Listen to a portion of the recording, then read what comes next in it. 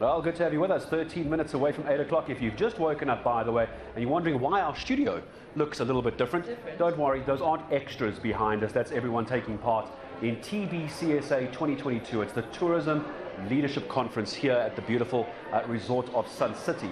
It's getting a bit loud behind us because they've all woken up now. They're getting coffee because tourism needs to be dealt with today. Absolutely, so many issues need to be addressed, amongst them being the impact of COVID-19 on the industry.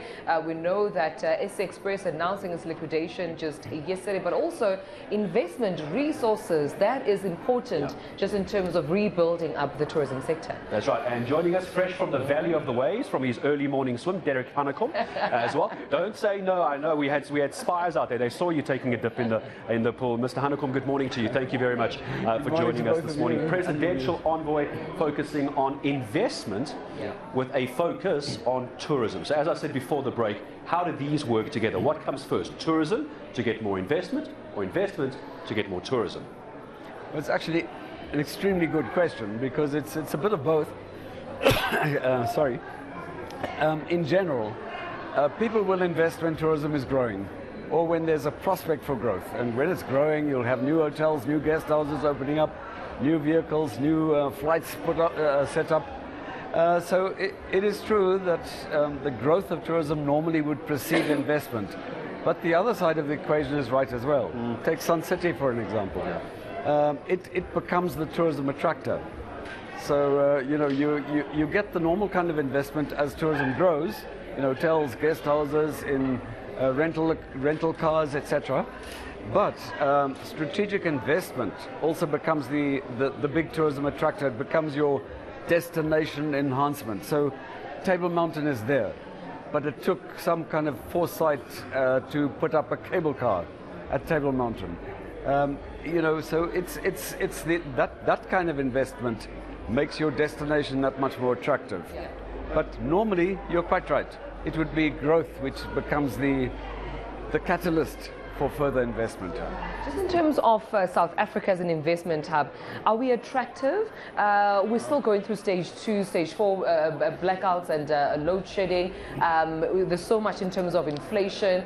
Are those some of the challenges that you're faced with when you have to sell South Africa and sell South African tourism? Yeah, I mean, of course, there are a number of challenges. They're not unique to South Africa, by the way. And the thing about tourism, people go to faraway places where these problems are experienced. Not always the same kind of problem, but people are prepared to put up with that. The good news, of course, with the blackouts and the load shedding is that most tourist facilities, restaurants, hotels, etc., have generators, and they're not really affected by the load shedding.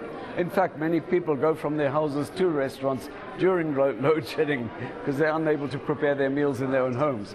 So that's not a major factor. I think the factor that will come out strongly at this conference is a number of things that need to be addressed in order not only to attract investment but to attract tourists.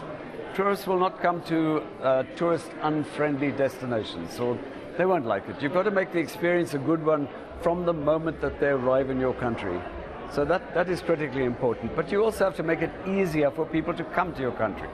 Visas, flights, direct flights make a very big difference, and especially for people who don't have that much time. If they're going to spend 2 days traveling to get to your country, it's a factor. So the more direct flights there are, the better. And this can't be good news. As you mentioned flights, you knew where I was going to go, Mr. Hanekom, is SA Express.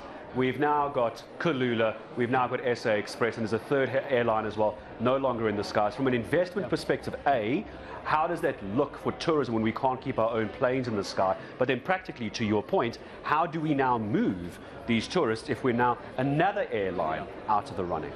So the bad news is, and I think many of us are affected by it, is the domestic flights. And there are insufficient domestic flights, and it is a problem. Admittedly, it's a big problem. Hopefully it will be addressed over time. And again, people tend to come in when the demand is there. So one airline closes, another airline opens. That tends to happen. Okay, you're waiting for it to happen. What we are seeing happening is a number of international airlines opening up new flights to South Africa. So that's quite good news. So, from a time when flights were being closed because the demand was insufficient, now the prospects look good. The demand is growing and the flights are being put on, and it's becoming more competitive as new airlines enter the fray. So international access to South Africa is not regressing, it's improving.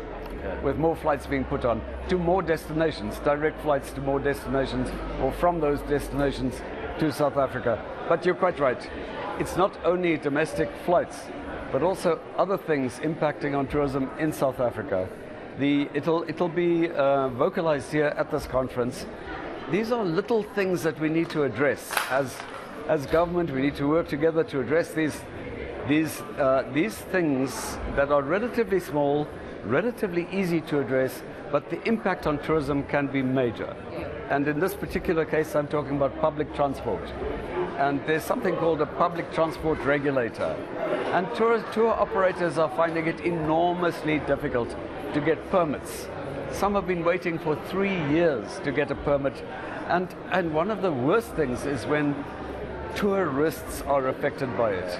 And we've had cases where tour operators with groups of tourists in the bus have been stopped because their permits have expired. They've been waiting for 2 years for the permit, and they've literally been arrested with a busload of tourists. And that's the stuff that is quite easy to avoid, and that is why you'll hear at this conference, we need an all-of-government approach.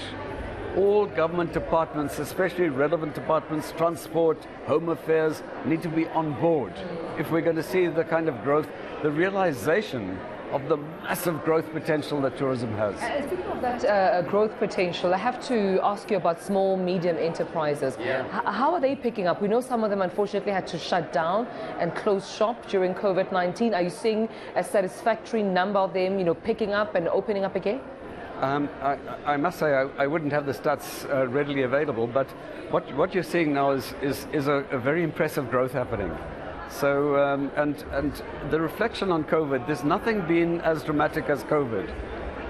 We had the Ebola outbreak some time ago, and we've had other factors that have impacted on tourism, but nothing that could even remotely compare with the COVID pandemic.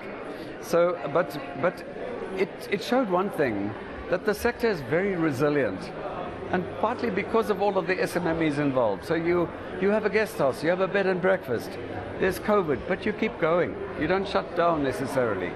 And so, and in fact, some operators, some enterprises really rose to the challenge during COVID. One example is a 5-star hotel in a little place called Gansbaai. During COVID, because the kitchen was there, kitchen staff was there, they were empty. They fed 2,000 people a day. They cooked meals for the local township and fed 2,000 people daily. COVID is over, the feeding scheme continues. So, so that is one, tourism is vulnerable. When things happen, tourism can be affected and affected quite quickly. But tourism also comes bouncing back very quickly. So it's very resilient and it responds very quickly. We right now in South Africa, we have massive economic challenges, problems with unemployment. Tourism is the sector that employs more people than any other sector per money invested in the sector. And that is why this is not just talking about how to get tourism back up and running as well, Mr. Hanekom. This is also about employment, creating jobs in the country as well. And we're going to unpack this a lot more. I'm sure we might even speak to you again maybe tomorrow once a few plenary sessions have been held, Tumza, as well. As for the moment, I think we've got just enough time to go over to our viewer comments and move away from tourism for a second. Our team have sent us some of the comments. So what we asked you, political question this morning very quickly, National Assembly Speaker appointing a panel to determine if the president, that's Ramaphosa of course, that's right, should answer questions about Phala Phala or Farmgate. Yes.